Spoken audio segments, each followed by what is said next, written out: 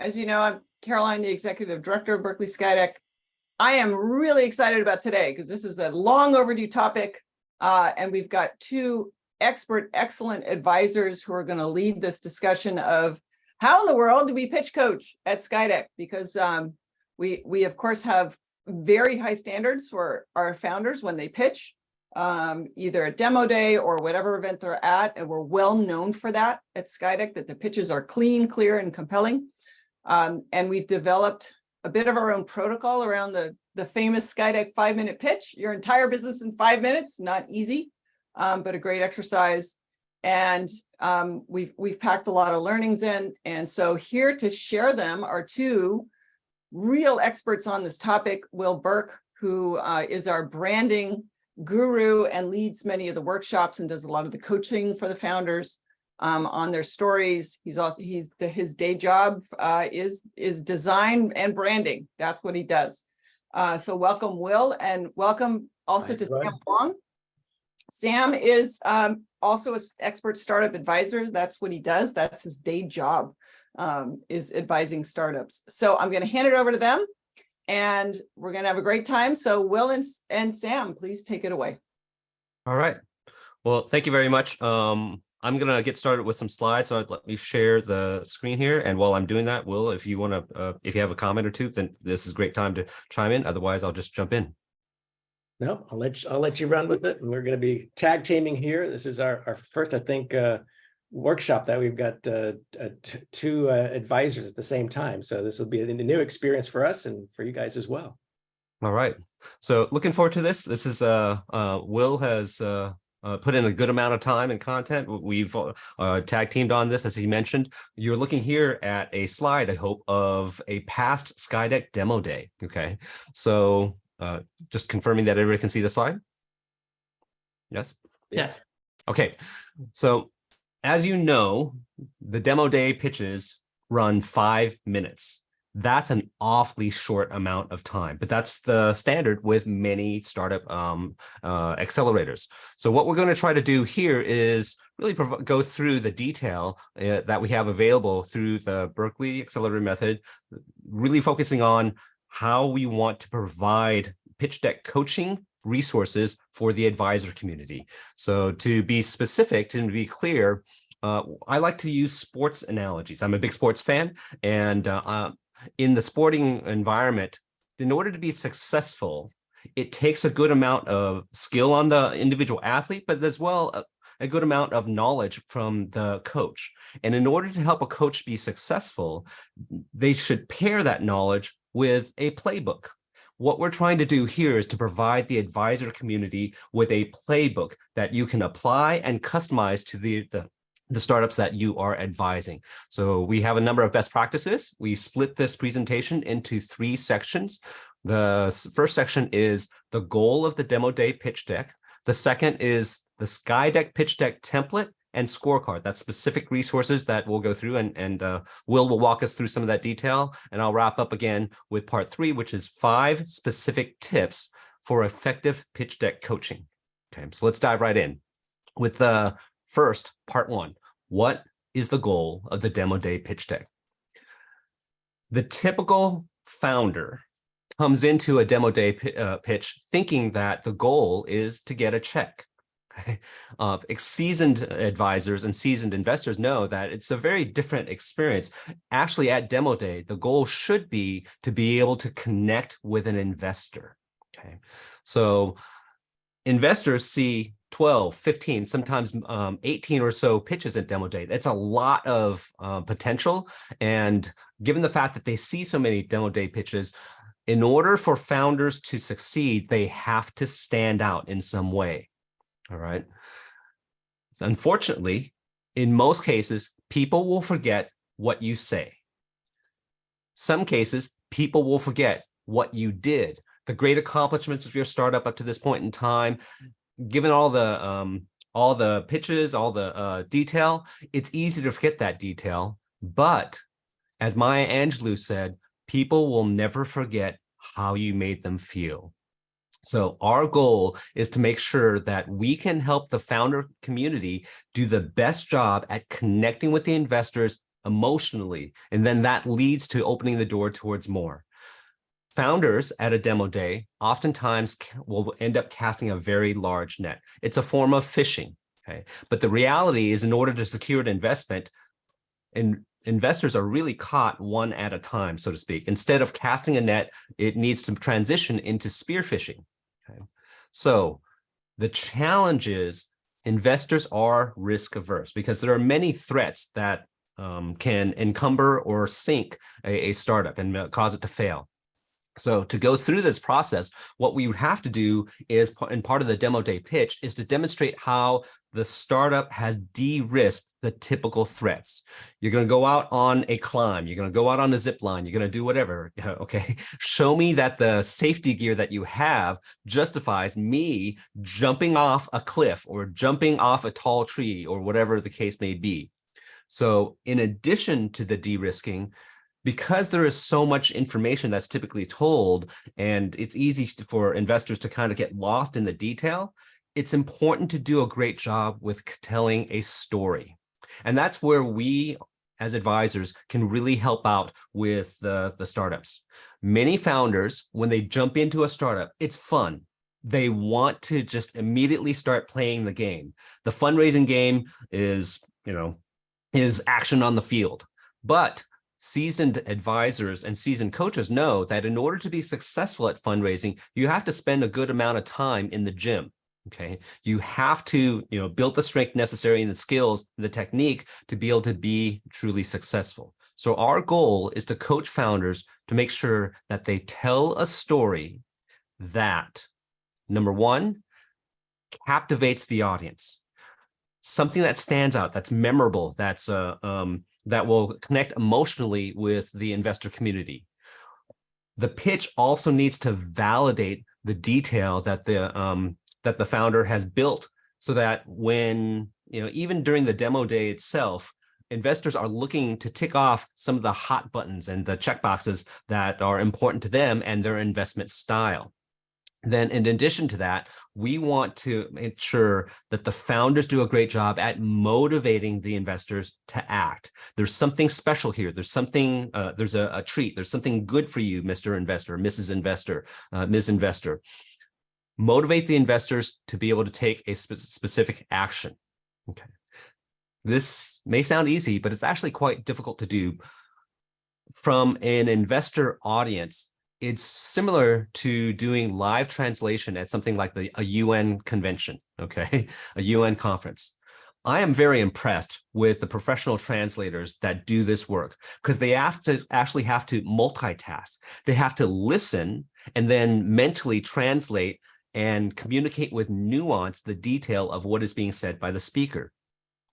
Being an investor in an audience, listening to a pitch is somewhat similar. You have to listen to what the founder is saying, process and take notes about what it is that you want to get more information on, what you want to ask on, potential risks that you still see. So in order to make that process easier, our goal is to provide power tools to the advisor community. Okay, so those tools consist of a common blueprint and a template. So similar to what we see here, taking a story, a raw plan from a startup, from a blueprint stage, SkyDeck's job is to help the founder realize and build out what they are planning. From the pitch deck itself, we're doing the same thing. You'll see in a moment that we have a blueprint provided to the founder community, and we want to make sure all the advisors are familiar with it in order to help provide the support necessary. The second tool that we are providing and communicating is a simple scorecard. Oftentimes, as an advisor, you'll be asked to provide input, feedback, and critique a founder's pitch. Okay. Given the fact that you're doing dual things at the same time, you're listening and you're trying to process and provide feedback and organize your thoughts so that's clear, concise, and actionable, I found that having a scorecard oftentimes helps you to be able to document that detail while the founder is still going live action, live fire. Okay, so we'll talk about that here. I'm going to pause and I'm going to ask Will to share his screen. Great. Thanks, Sam, for that introduction there of what we need in terms of the, what Demo Day is really about here. And thinking about that too, a lot of you have been at Demo Day, and the exciting part is that first 5 minutes. But the big part is what happens afterwards, right? When they all get there and you want to get that 5 or 10 minutes with individual investors. And so that's what we're really thinking about. What Sam's talking about there is getting to that stage. So what I'd like to do right now is talk a little bit about how that blueprint and those templates work, what we're actually kind of lecturing to the founders about, and so that gives them more information to do this. So for you to be a coach, it's like, first you need to understand, what are you coaching towards? And so we're going to give you a little sneak peek here, a little bit, in terms of what the template looks like, what the blueprint looks like that we're using. And typically this is an hour-long workshop I have with the founders, and it's actually coming up here on the 26th of July. So this is at 9 a.m. Zoom call. Check in with Gordon and the team, and they can give you that information, and be glad to have any advisor that wants to participate to be part of that as well. And what I do is, in that hour time, I go through the blueprint itself and show some examples. I use this Airbnb pitch deck that's been out in the internet for quite some time, and I dissect it, I break it up, and make it better. And so I'll give you a little bit more sense. So I've got about 15 minutes here to kind of go through, so that Sam can do this part, and also leave some time for Q&A for everyone. Other thing I want to remember is that we've got 2 cohort classes going through. We have the Berkeley cohort, and we also have the Berkeley Europe Milano cohort. And so Demo Day for Berkeley is September 20th. And Demo Day for Europe is going to be October 18th. And so between now and that time, there's going to be a lot of activity in terms of founders wanting advisors' help in terms of reviewing their decks and so forth. So this starts to become the busy season. And so this is a great time for you to kind of learn some of this information. And I know even some of you might be reviewing some pitch decks before my workshop. So this is good practice.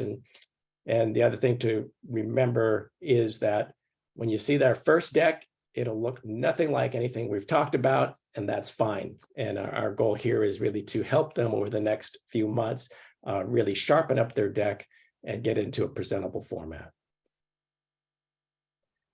So this is the big structure. We talk about it as 10 chapters versus 10 slides, because there'll be certain situations where you need 2 or 3 additional slides in each chapter to really fully explain the story here.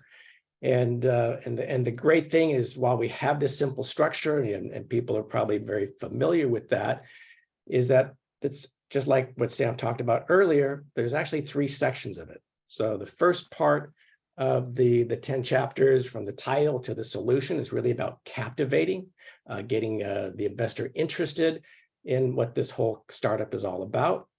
The second section is validating, right? Is there a real business here? Is this something that I want to invest in? And the great part of this validate, we have a 4 through 9 here, but depending on the type of startup it is, you as an advisor might say, maybe you need to readjust the flow of your talk. So maybe instead of starting with number 4, I'm going to start with number 7, 8, 9, and then come back to that. So keep that in mind as well, as while we do have a good blueprint and a format, each startup is a little bit different. And our goal is to make sure that we're giving them the best chance to get an investor to come through. So if you see an opportunity that feels like maybe, we need to switch a couple sections, absolutely give that type of feedback to them. Okay. So as I always say, if you know what the rules are, then you know where to break them. And I'm the guy that usually breaks most of these rules. And then the last part really, of course, is the ask, and that's the motivation part. And there's really, as we think about it, is 2 parts, is, can we get the investor to want to learn more, spend more time, as Sam talked about earlier, but also make sure that the founders are really putting something here at that last slide that gets that, one more thing for the investor to think about and want to spend that 10 minutes after the pitches are done. So that's the basic template here. What I wanted to do now is just take one or two slides from each of these sections, show you a little bit of kind of what I talk about with the founders in my class. And these are usually ones that they always have a difficult time figuring out. So it's good to kind of share with you where they might be having some bigger struggles. And these are ones that maybe are easier to address here. So at the very beginning of Captivate is the title slide, right? So that's the first one that comes up. And it even says there in the subheading, captivating 6-word sentence about your purpose. And here's my template. Pretty boring as we think about it. And this structure I'll show you at the bottom half, you'll see here with the little important sign at the very bottom, is broken up in 2 sections. The section on the left is called the present section, and the section on the right is the design. So present is kind of how the founder will make the presentation, what they should be thinking about, and design is what should the slide look like on screen. This doesn't look like anything here. That's very intentional. We're not trying to make a cookie cutter design, but we're trying to make sure that the structure of the blueprint is consistent for everybody. And from there, everyone can customize it to their needs. So example we use here often is Airbnb. And this is kind of what it usually typically looks like. And you can see how it follows our structure. We've got a big logo of Airbnb, and there's a 6-word statement here. Book rooms with locals rather than hotels. And if we think about that, sounds pretty good, pretty straightforward, fairly logical, but is it captivating enough to our audience, right? Very factual in that sense. And so one of my classes that I also do here at SkyDeck is around brand foundations, and where we get into purpose, values, personality, and voice. And we look at the purpose of Airbnb. Just take a second to just kind of read that and think about what is Airbnb's big purpose here. And we have a construct that we use to make it really easy for the founders, which starts with, we help you live in a place instead of just traveling to it. And that's the contribution that the startup brings to it, in order to create a world where you can belong anywhere. And that's the end results. That's the impact that they're trying to have out in the world. So if we think about this purpose statement, and we look at the original slide here, it says book rooms with locals rather than hotels. Seems compelling, but not that captivating potentially. But how about if we just change that a little bit and say Airbnb, belong anywhere you travel? Are you more interested now to think about, hey, I want to see what the next slide is about, and the next slide and the next slide? So that part of captivating starts right there at the title slide. And oftentimes you'll get with the founders and they will be pretty much very factual in terms of what they're delivering. And one of the things to think about is how can we take what they actually do and bring it into a more captivating sentence that captures the imagination to start their 5 minutes right off. And a great example of this was a startup a few cohorts ago, a few batches ago, Level 42 AI. And they have this sense of being able to use sound waves to detect, diagnose multiple diseases. And so they came up with this statement here, superhuman hearing for multiple disease diagnostics. And so, I mean, sound very interesting, very compelling, something kind of unheard of, pun intended. And so again, bringing the audience in right away from the first slide, even before they've spoken. So let's think about now in terms of the area of validating. And we've got a lot of slides here that definitely need some review. I want to pull out 2 that I think are really important for startups, as I've seen over time reviewing. One is market opportunity, and the other is traction. So with market opportunity, this is really thinking about, hey, is this idea, is this problem so big that it's worth my time to take $1 million out of my pocket and give it to you as a founder? And so it's really thinking about what's the market size, the total addressable market, what's their serviceable market that they can do based on what they're doing today, and what's their really obtainable market that they believe they can achieve based on where they're at in terms of their startup history. And so you can think about it either starting from the biggest market to where they can reach out today, or we can start from where they are today and expand out to what's this big market size, showing us what that opportunity is. And so oftentimes as part of design, just the visualization helps tell that story. And so again, I want to show you kind of, this was what Airbnb used to kind of talk about their market size. And it's a lot of type, it's fairly clean, the graphics are straightforward, but it still takes a lot of time to think about it with just the numbers on the page here. Versus if we just make a little bit of a change and visualize some of those numbers a little bit, it makes it much easier. You get the context much faster than it is with just a bunch of numbers. And so that's where the design helps. The content is already there.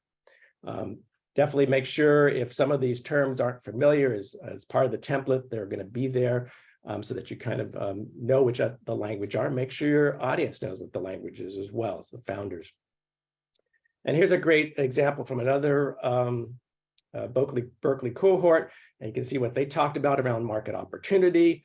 And just think of the language here, very simple. $11 billion is just the confidential computing software market. 3 billion is the computing and AI software, which is where they're focusing on. And then the 1 billion is their initial targets, and very clear on those targets: biometrics, banking, advertising. And see, you can see how very easy and simple it is to read, and you can glance at it right away and get a really good sense of how big this market opportunity is and how this team is thinking very clearly about how they're going to approach it. The second one is traction here. And this is kind of our basic template that we talk about. And there's two versions of traction, depending on what type of startup you are. This one breaks into 3 columns. And while they have revenue here, some of our startups may not have revenue. So how else can they talk about traction, right? What are they doing currently, which is like really anything in the past to today? What's in progress, which is really in the next 3 to 6 months, very short term. And what's their longer term outreach in the next 12 months? Who are they going after? Oftentimes, I see a couple things is one, founders don't have the foresight to think very far forward of what they're doing and aren't really selling the business in terms of, how big is this opportunity and what they're really doing. So we have to challenge that kind of short thinking. The other thing I've also seen is that some startups, they might be in a different region, let's say out of Latin America or Europe and so forth, and they think their market is only that particular market that they're in today. And sometimes I go, does your product or service have application in another market, And invariably, they all say yes. And so my job to them is like, you're presenting too small a picture of how big your opportunity is. And so this is a good reminder to get them to thinking bigger from that standpoint. The other, oops, didn't move. Let's try this again. Click, there we go. The other version of traction, this is typically life science or other ones that take a longer period of time to get funding or just before they can get out to the market. And so it might not necessarily be about revenue, but it might be about hitting certain milestones or certain data points. And so again, presenting that in a very clear order. Now, this is not a timeline. This is about accomplishments and things that they've already accomplished to date and what they're going to be accomplishing in the future, right? As an investor, I really don't care what you did yesterday. I'm only focused on today and what you're going to do tomorrow. Right? So then the last part is motivate. This is always the exciting part. And, it goes just beyond just asking for money, but also, as Sam has talked about earlier, it's asking for time. And so one of the things we want to be thinking about them is how can they get investors to think about, yes, this is the money, but is the opportunity big enough that, hey, I want to spend more time with these guys as well, right? And so our structure is really, really simple. There's a dollar amount and then really 3 things that, how is this investment going to grow the business? Oftentimes people think, well, I need to validate and tell you how I'm spending the money. I'm going to put it in R&D, I'm going to put it in marketing, I'm going to hire people.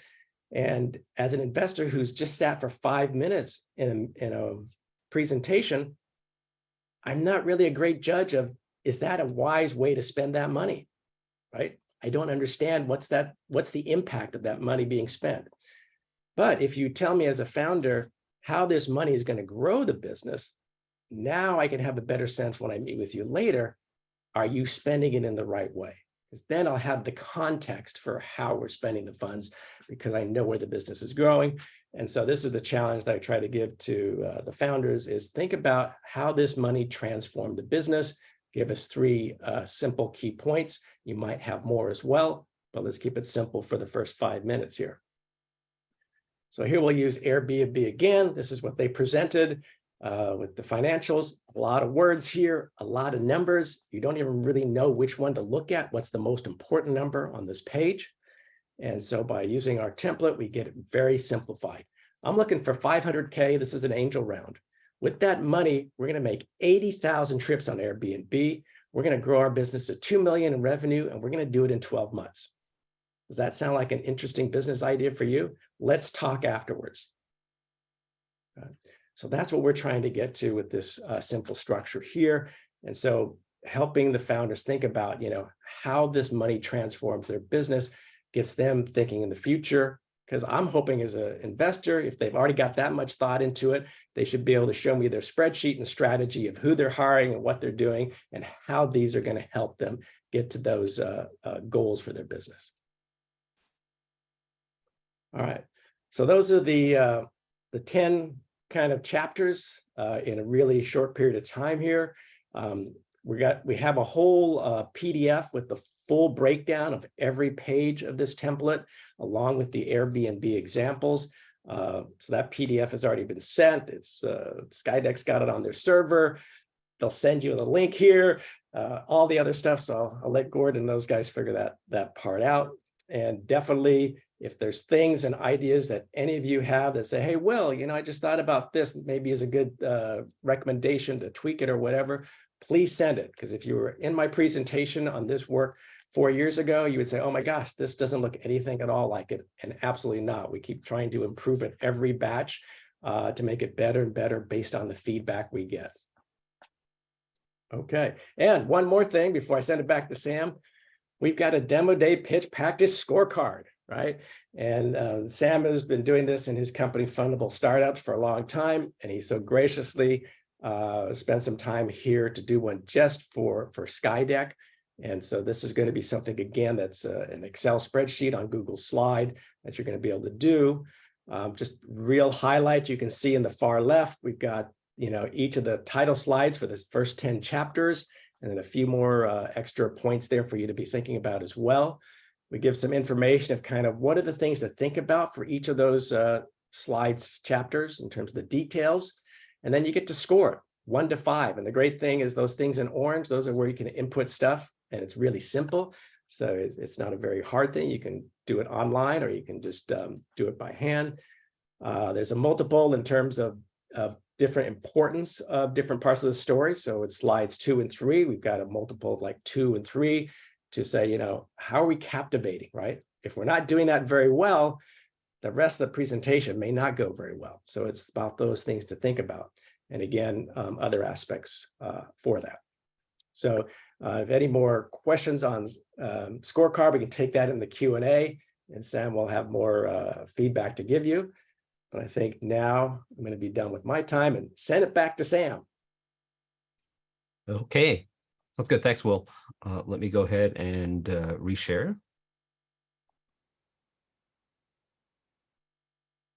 All right.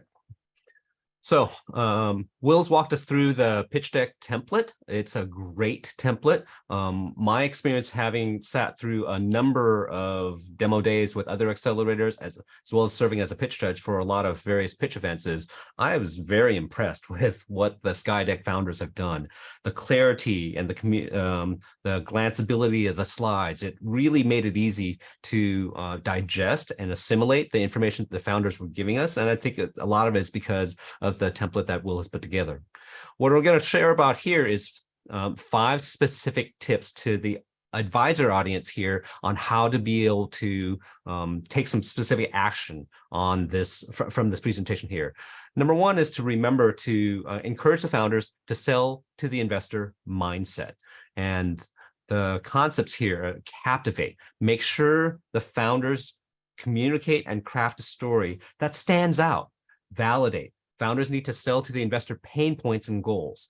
Remember that founders tend to get wrapped up in telling the story about their product. At a demo day pitch, it needs to tell a story about the business and how the business minimizes investor pain points like wasting time, or bigger one, wasting their investment. Okay, so validating and de-risking should be absolutely part of it, and then motivating. The captivating element gets their attention. Validating says, okay, there might be something to this. Motivate is where you ask to get more time with the investor specifically. So that's step one. We also want to focus on providing the templates and tools. So my mom was a seamstress, and I remember when we were growing up, she used to go to the store and buy the little clothing templates and then lay it down on a piece of cloth and cut. It made it much, much easier for her to make clothes. And what we're trying to do here is provide the same types of tools and templates for the SkyDeck advisor community. So make sure you take advantage of these templates and tools, the 10 chapters in the story that are really proven to work. And I like to use an analogy about, excuse me, playing chess. I love playing chess, but I'm actually pretty lousy at it. I get beat all the time. But in my attempts to learn how to play chess well, anybody who's tried to be a student of chess knows there are a number of openings. Okay, it's standard lines of play that have been well established to be successful. And one of the most popular chess openings, if you're playing black, is the Sicilian defense. Statistically, based on all the chess games in the chess databases, the Sicilian defense is one of the most popular and most effective at defending against when the white pieces play pawn to king 4. Okay. However, every startup is different, and your opponent is not always going to play the same moves and play the same line. That's why there are standard variations of the Sicilian defense. There's the dragon variation, there's the Najdorf variation, and such. We as founders, as advisors, should be helping our founders to understand how to adapt the standard template so that it plays the strongest line for their game of chess in the fundraising space. The other element is the scorecard. It is a typically an Excel spreadsheet, or you could also import it into Google Sheets, doesn't really matter. As Will had mentioned, it's something we've adapted from something that I use regularly over at Fundable Startups to be able to provide quick feedback while the live fire action is happening. I'll take quick notes in the scorecard and then maybe later elaborate on some of those notes. But the detail in every single row helps me to remember, oh yes, I need to look for this. Okay, because when you're in the middle of listening to the pitch, sometimes it's hard to remember all the detail. There's just lots of information to be able to be looking for. Okay, so take advantage of the SkyDeck tools and templates that are being provided, and make sure that you as an advisor focus on addressing both the delivery of the message as well as the content in it. It's easy to get really focused on the slide content because that's obviously very, very important. But we want to make sure that we don't get lost in the trees. We look at the forest first and then get into the detail. So listen to we encourage people to listen to the whole 5-minute delivery. Address the flow of the story. Use the SkyDeck pitch template and scorecard to go into the slide-by-slide feedback. Okay, so the delivery is going to be the live presentation. Listen to that, provide feedback on that, but then you can also provide feedback, of course, on the specific content and the slides. When you're delivering feedback on a pitch, it's very, very challenging. You'll probably have to pick your battles and plan for some gaps. And what do I mean by that? Well, in many cases, the advisor has a limited amount of time to be able to help the startup. Maybe half an hour or an hour, or maybe 1 or 2 advisory sessions where you're helping them with the deck. Okay. So in that amount of time, you probably can't fix every single issue. Decide and communicate if you're going to go a mile deep into one specific issue or an inch wide and go broad with your coaching session and feedback. You may want to focus on your specific area of expertise because not everybody might have that same level of expertise.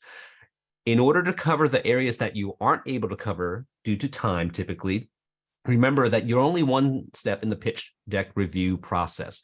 Get other advisors involved, point them to other resources. You may also want to set a second or a third meeting if your time allows you to be able to do that Focus on what you're going to do in that specific meeting, communicate it, execute on that well, and make sure there's a plan for anything that you weren't able to cover. We do encourage, just like we talked to the founders, we do encourage the advisors to focus on practicing using these tools and templates. They're not rigid, inflexible, and malleable, but it does help to get very familiar, for example, with the scorecard. So while you're listening to the feedback, you can quickly type in your mental notes and then provide the verbal feedback when that time comes. We encourage the practice because, as Vince Lombardi quoted, and for those of you who don't know, Vince Lombardi was the head coach of the Green Bay Packers, and in the 1960s, one of the most winningest NFL teams at that time. Vince Lombardi said, "Practice does not make perfect. Perfect practice makes perfect." What we're trying to do is help provide tools and templates, resources for the advisor community to be able to do a great job with delivering the feedback necessary. And the advisors typically have lots of knowledge. What we're trying to do is provide the process, because knowledge plus process equals repeatability. So you put that together, and we're trying to almost systematize so that the end result of the SkyDeck pitches, the quality gets better and better and better. Make sure you're familiar with the pitch deck template, the scorecard, and consider maybe even pairing up with other experienced advisors to accelerate your coaching skills and providing feedback. That's the 5 steps. And to summarize, oops, a little bit too fast here. The 5 steps: sell to the investor mindset, leverage the SkyDeck templates and tools, make sure you address both the delivery of the deck as well as the content in the slides. Pick your battles and plan for gaps, because the short time that we have oftentimes don't cover all of the needs that the founder may have. And then make sure you practice using the SkyDeck templates and tools. So we're going to move into some time for Q&A here.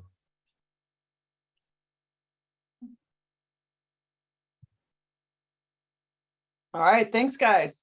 Maybe stop sharing screen and we can just chat. Although we might want to pull up some slides. All right, Ronnie, go ahead. Hi. Thanks for the great presentation. It was really insightful and a lot of tips and tricks that is really useful. There was one comment I read on the chat, which I think is quite interesting, right? Because you said, is this customized to local regions? Yeah, because if you're raising in Europe or you're raising in the US, that might be different, right? If you're raising in HR, that might be different than raising, let's say, for a B2C solution, right?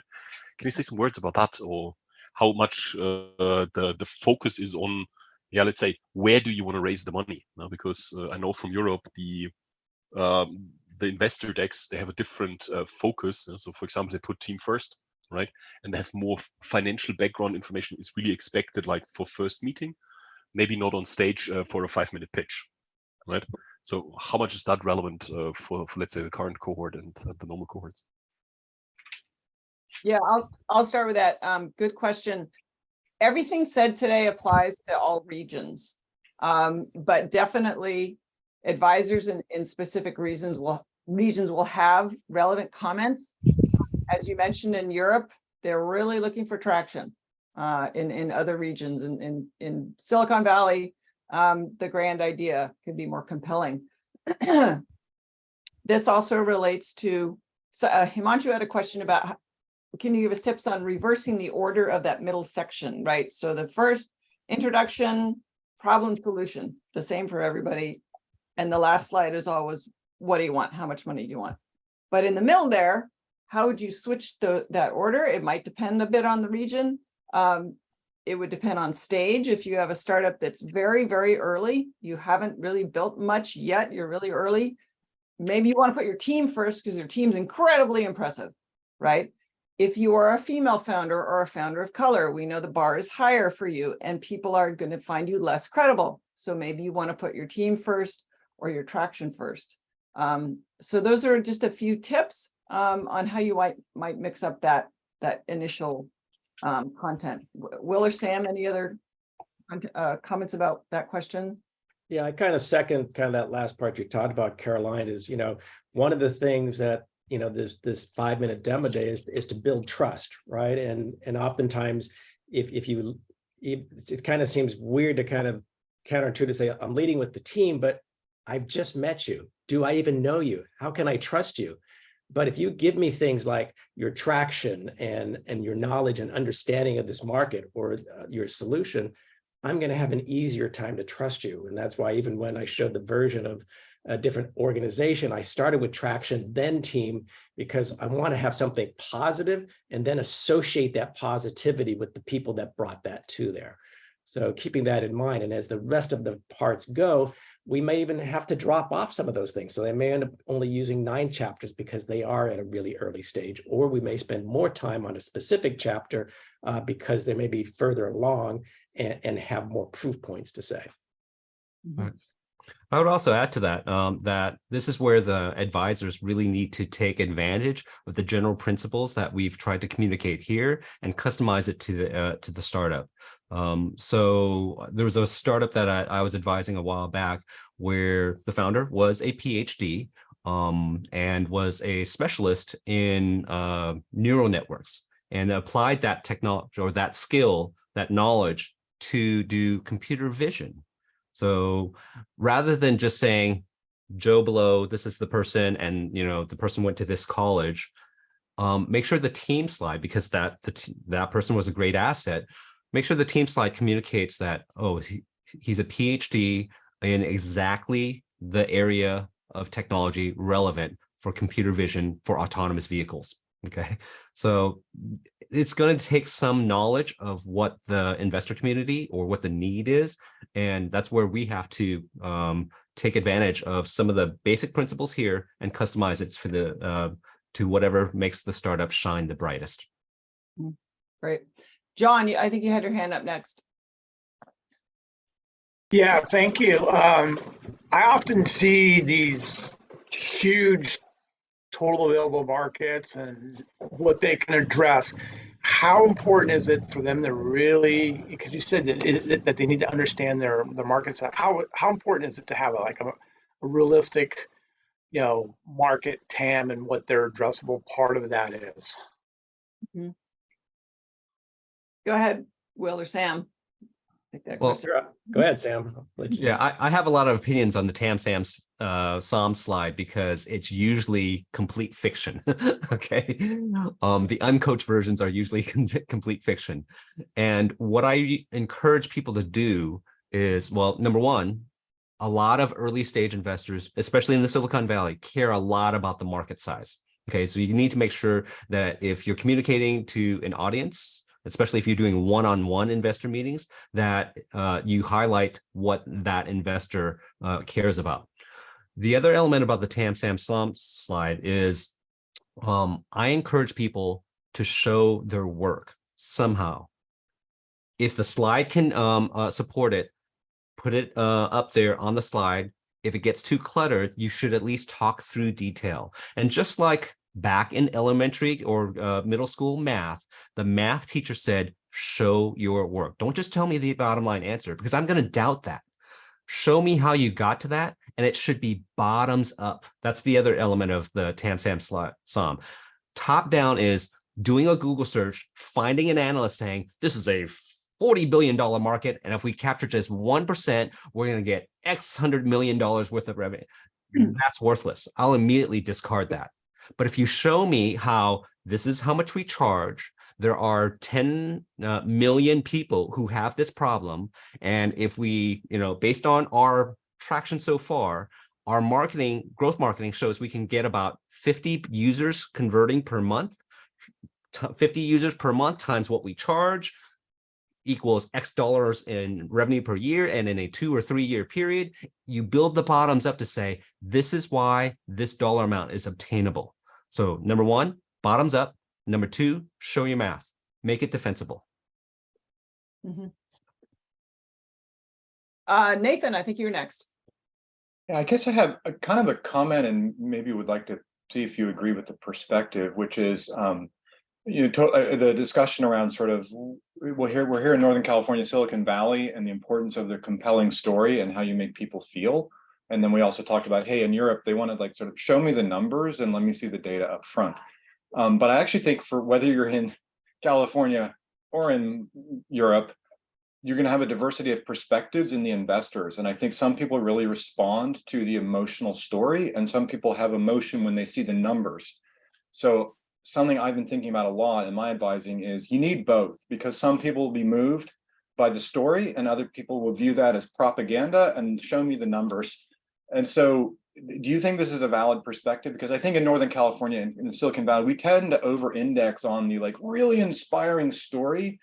But I think there's going to be a subset of investors that are going to go, yeah, let me see the details there. Do you agree with this perspective? Yeah, absolutely. And then that's kind of why we have those three sections, is that if you captivate me and you oversell a great story, but then there's nothing on the back end of the validate, forget it. That's just like, I talk with, in my branding world, if someone's selling a product is you can fool someone one time, but you can't get them to buy the product the second time if it doesn't deliver. And in this case, you've only got 5 minutes and you've got to be able to deliver on both sides of it. And so it's that balancing act as you're coaching is, do they have a compelling enough story? We're not trying to write, the next, greatest novel of the world, but we want them to get interested enough to really hear that, oh my God, there's a real business here. And that's the reason that I'm going to, in the end, get motivated to want to talk further. Yeah. I'd like to chime in on that too. One of the tips that we suggested was make sure that the founder sells to the investor mindset. Okay. Most founders are not professionally trained salespeople, and that's a problem. Okay. A professionally trained salesperson knows and understands what the client that they're about to meet with, the potential customer, what their pain points are, and they invest the time necessary to do that. When you're in a demo day environment, it's difficult because you're going to have dozens of investors in the audience. So you probably want to speak more generally. Once you get to an individual meeting, that's where you can go spearfishing. And when you're spearfishing, you need to study the specific audience, the partner who's leading the fund, who you're meeting with, the decision maker. Look at that person's investments in the past. Hopefully that person's described somewhere their preferred investment profile, the ideal startup profile. Sell to those hot buttons and restructure your slide, because you're not playing to a large audience. You're playing to another investor, just like poker. You're not just playing the odds of the cards itself. You're playing the opponent, the other player. Okay. Jeff, I think you were next. Thanks, Caroline, and thanks, Will. Thanks, Sam. I've been looking at the questions and reading some of Caroline's comments, and I'd love to hear you two experts muse on the difference between the demo day and prime time, as a structure, so that we don't coach people so that they think that the demo day is kind of like the final structure. I saw Caroline's excellent comment about backing up with stats and citations, and also there was a nice comment from Ronnie about the difference between the stage pitch deck and sending out the deck. So I know your answer won't be they're the same, they're all the same, but if you could muse on some of the top things that like structurally you think of that are different. Yeah, I'll quickly chime in, and I just put in the chat. I think I'm freezing a bit, so you guys are going to repeat this. The demo day deck is a unique deck. It is very simple, very clean, lots of white space. It's not the investor pitch. It's not the customer pitch. The structure and the content and the elements are very much the same. The story must flow, but it is a different deck. And the founder must be coached to succinctly put their entire business into very clear, crisp statements. And a lot of the difficulty of demo day pitch coaching is just getting that process to happen. Like, you don't have a minute to talk about this slide. You have 20 seconds to get that information. So that hopefully helps. Yeah, I absolutely see. I teach a course on pitch deck development and storytelling. I see 3 variants of the deck. The email send ahead, because many investors, when you're trying to do the cold call outreach thing, they'll respond, well, send me your deck. Okay. The email send ahead deck has to be different because, one, you don't want to spill all your secret sauce. And there are also in the US some legal issues about doing an ask. Okay. SEC regulations, non-accredited, whatever, fundraise, whatever. So the email send ahead deck is different because you don't have the opportunity to pair the slides with the talk track. The slides must communicate the concept themselves. And that's so you may structure the content of the slides slightly differently. The demo day pitch event deck is what we described. And then there's also the individual investor meeting. Typically, the individual investor meeting will be more time, so you have an opportunity to share more slides. And that's where the full deck comes in, including, potentially a dozen or more backup slides to be able to immediately address any potential questions or objections that the investor might raise. So I do see 3 different decks. There are lots of other detail about how the decks differ, but I do encourage founders to be ready with all 3 forms of the deck. Mhm. Awesome. I think Dennis, you were next. So when I'm with these people, to what extent should I be nice? Should I be encouraging, or should I be just goddamn realistic? Because I'm trying to get them to do something, and I want to know whether I want to be my usual nice me, or whether I want to just say that, look, guys, Yeah. 10 slides, can't you read? Yeah, that's a really good question. There's an art to convey. We want you to convey the honest opinion. There is an art to doing it so the founder doesn't feel defeated, they feel empowered. And it can be difficult, but definitely convey it and then try to package it in terms of, I'm your cheerleader, I'm your champion. This is how it's going to be better. Mm-hmm. Good. Yeah, absolutely agree. Take the mindset of a coach. I tend to lean on the side of truth in the form, delivered in a form of tough love, but should be love. Even if it may not be something the person wants to hear, you can deliver it gently and encourage them to that you're here to help them. Like That's Vince all. Lombardi, this is a football. Exactly.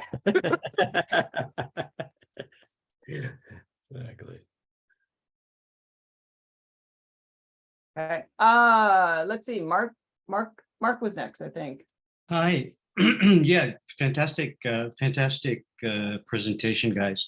I think I have just a little bit of pure commentary, which maybe you can take as a question too, and that is partially about the previous comment. I think when we talk about truth, none of us know the truth.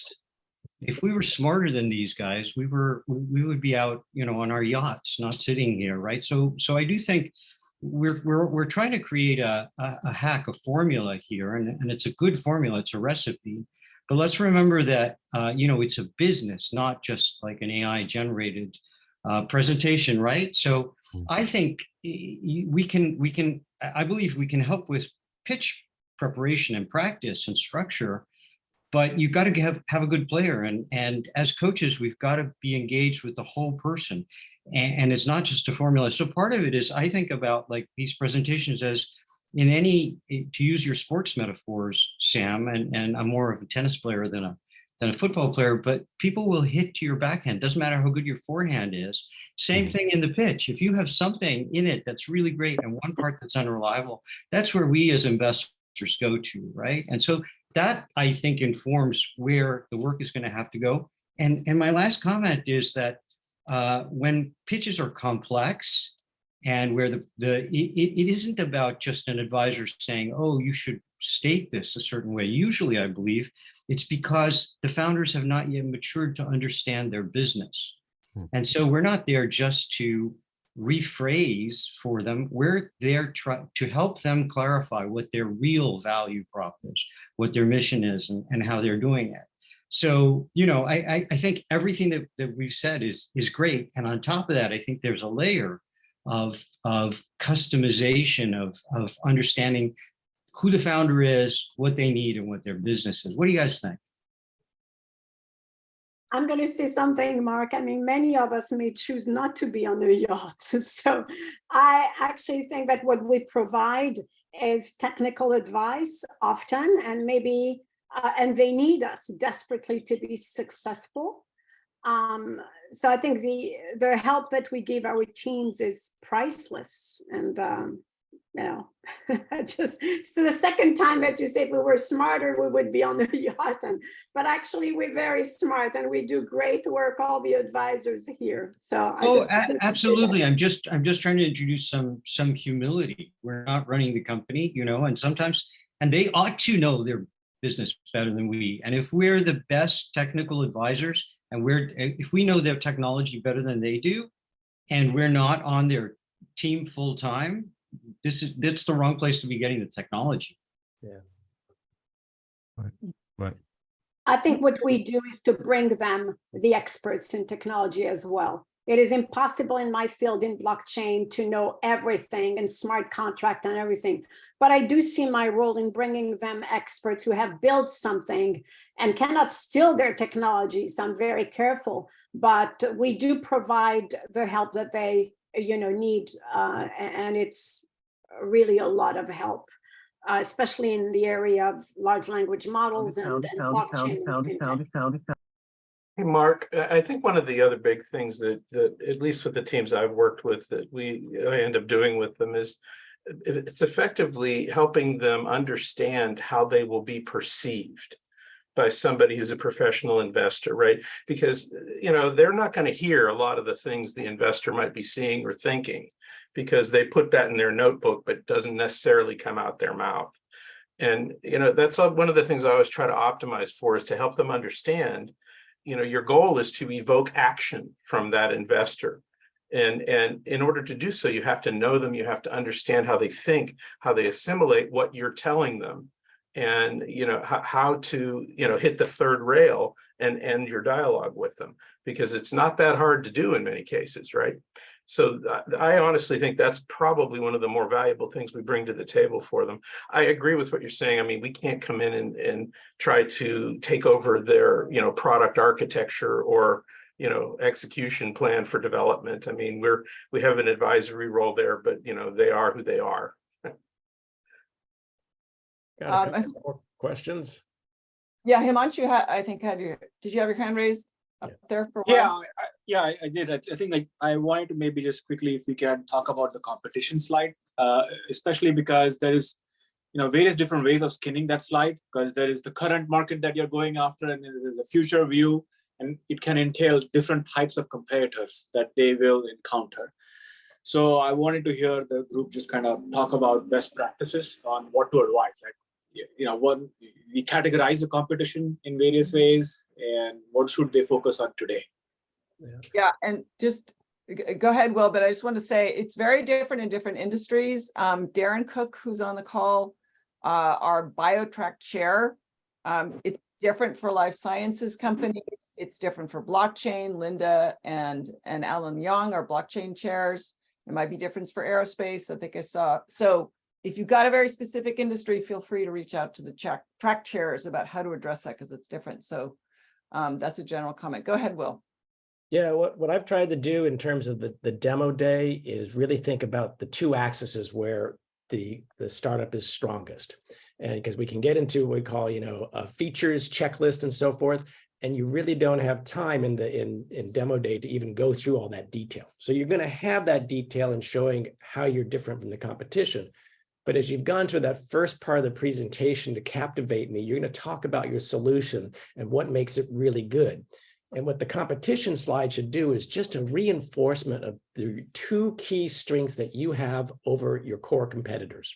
It might be that you're faster, you're cheaper, whatever it's going to be.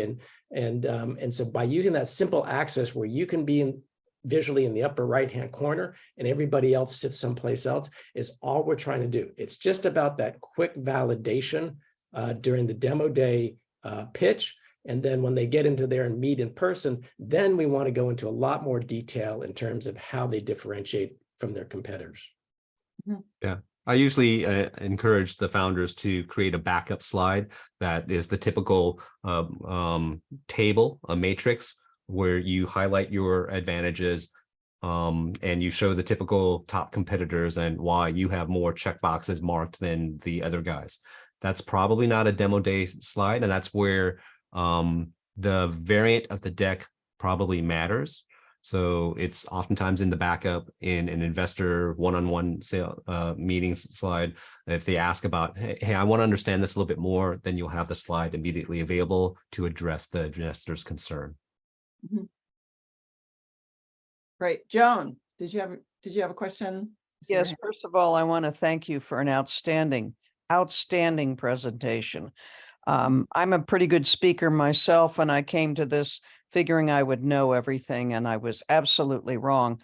As we go a little deeper, though, let me suggest another aspect of this.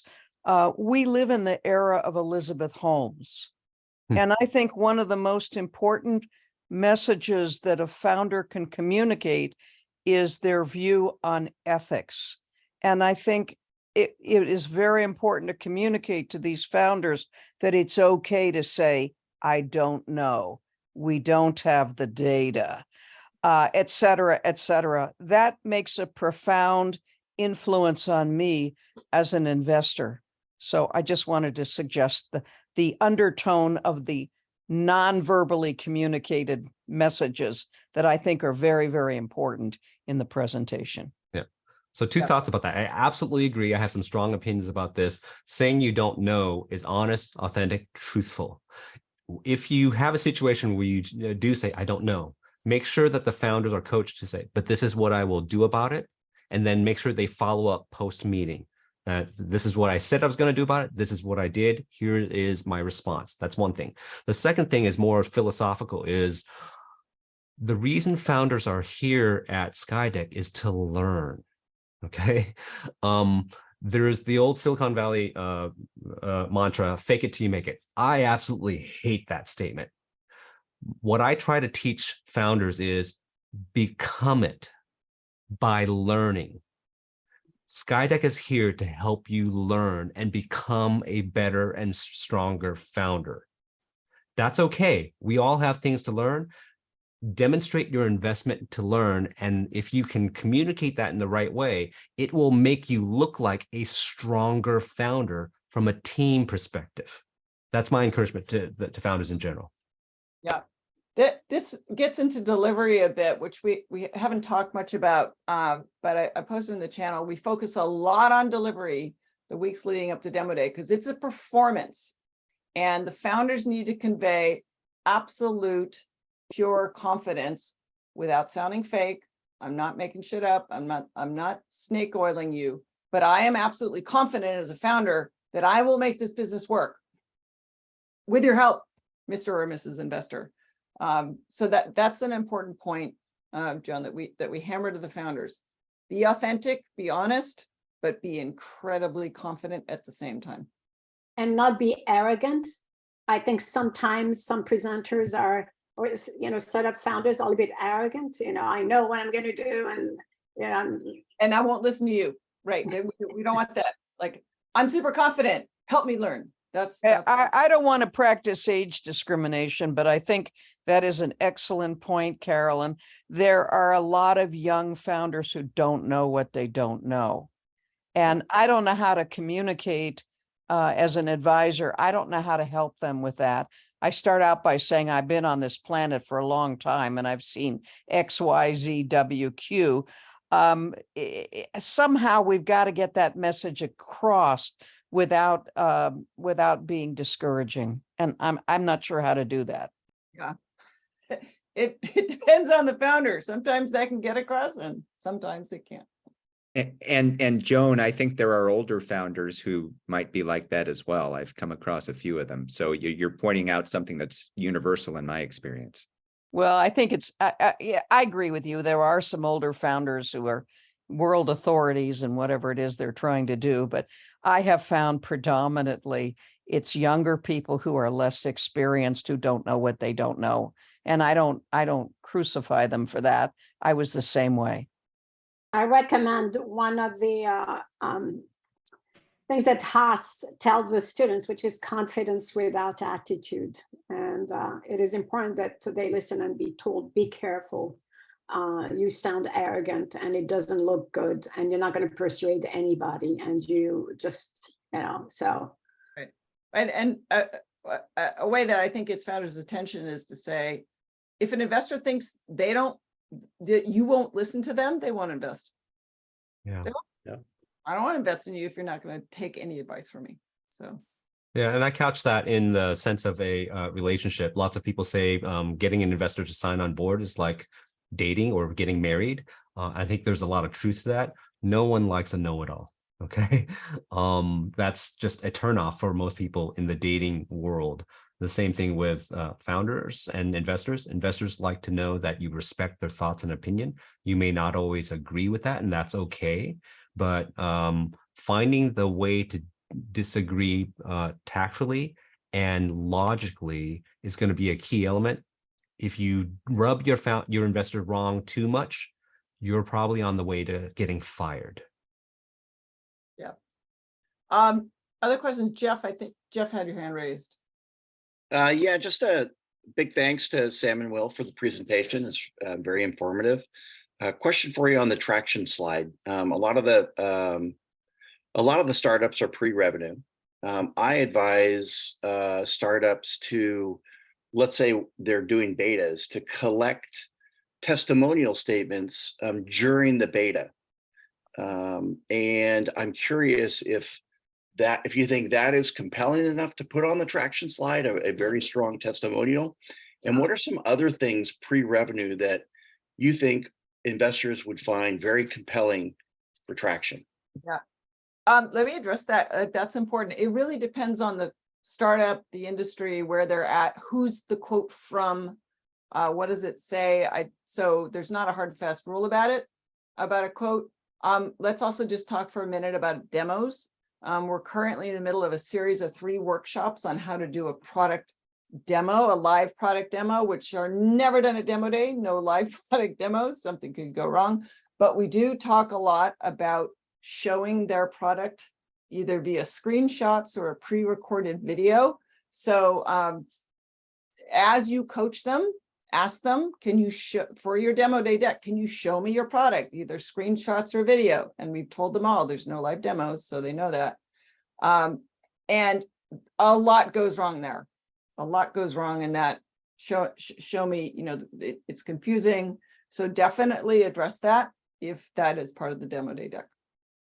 Yeah, if I may, I have a visual here that may help to communicate from one of my training classes, traction by company stage. So I'm going to get a little nerdy here and dive a little bit deeper. If you look at the timeline of a typical company, you launch a startup and then you build the product and you try to sell the product. That breaks the company into multiple stages. There's a pre-product stage, there's a pre-revenue stage, and there's a post-revenue stage. And if you're pre-product, then I encourage founders to communicate validation. That could be the testimonial, that could be a survey, that could be a customer interview. There's all sorts of lean startup principles that talk about how to be able to do that. And we can get into that later. If you happen to be post-product, something that's sellable, but you haven't booked any sales yet, then your pre-revenue stage right there in the middle. I encourage founders to talk about the traction in their pipeline, how many leads do they have at the top of the pipeline, how long does it take to get from the top to the middle to the bottom. You haven't gotten anybody through the entire pipeline yet to book a sale yet, but communicating the metrics on the pipeline flow. If you're post-revenue, then it's really about scale and efficiency. That's where the detail comes in with the typical metrics of customer acquisition cost, long-term value, et cetera, the churn. You can do all that, all those typical metrics. So if you're pre-product, focus on validation, pre-revenue, focus on the pipeline, post-revenue, focus on the metrics. Okay. Yeah, I want to get back to that's perfect and good explanation, because often all these startups, they have something to say about traction. They just don't know how to think about it. And that's a good, simple way to go about it. I would say in things of thinking, like when you're presenting in 5 minutes and you put a quote up on the screen, that means I have to read it in the audience. If I'm reading something, I may not be listening to you, or you may be saying something different. And so be very cautious about what you put on the screen. And remember the investor mindset. If I'm thinking as an investor, I love numbers. I can add, multiply, divide really easily. And so just being able to say, hey, I've got, 50, respondents at a beta test. So not just saying, hey, I've got a beta test out there, but I'm quantifying the information. And so that's one of the things I do talk about as they go through each of the sections of the deck is how can you quantify it in really simple terms? Because those numbers stand out a lot easier than me trying to remember a quote.